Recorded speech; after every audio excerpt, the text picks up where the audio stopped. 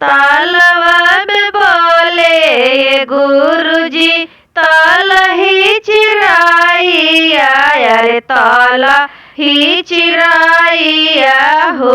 बानव में बोले बान मोरे नुहराम, तालवा में बोले गुरुजी ताला ही चिराइया, अरे ताला ही चिराइया हो। बानव में बोले बान मोरे नुहराम, ए राम हो राम।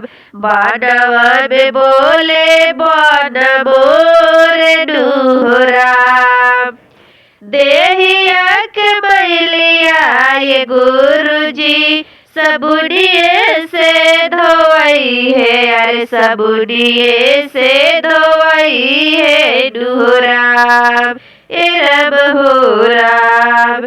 देहिया के मैलिया ये गुरुजी सबुनिये से धोई है, अरे सबुनिये से धोई है नुहराम। मानव के मैलिया ये गुरुजी, मानव के मैलिया ये गुरुजी कैसे धोई है नुहराम, ए राम हो राम।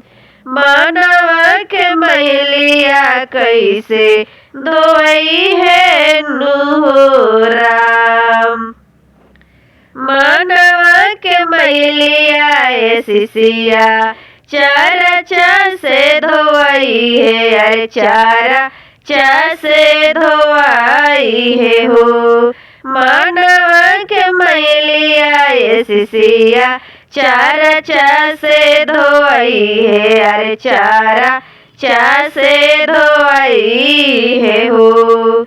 मिली है जाहिया तीन सूत्र ज्ञान नुहराम, मिली है जाहिया तीन सूत्र ज्ञान नुहराम। तालवा के लवकवाए शिशिया चौबिये से खुलई है, अरे चौबिये से खुलाई है। तालवा के लवकवाए शिशिया चौबिये से खुलाई है, अरे चौबिये से खुलाई है।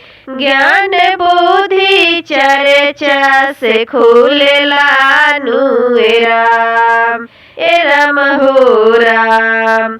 ज्ञान बुद्धि चर्चा से खुलेला नुहराम, ए राम हो राम।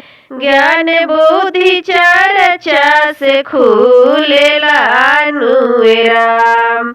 तीन सूत्र ज्ञान वाय शिशिया जहिया से मन बुअर, जहिया से मन बु।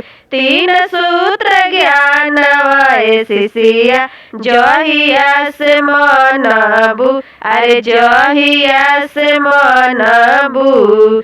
दुख दरिदर दूर भागी जई है हो, दुख दरिदर दूर भागी जई है नुहराम, ए राम हो राम।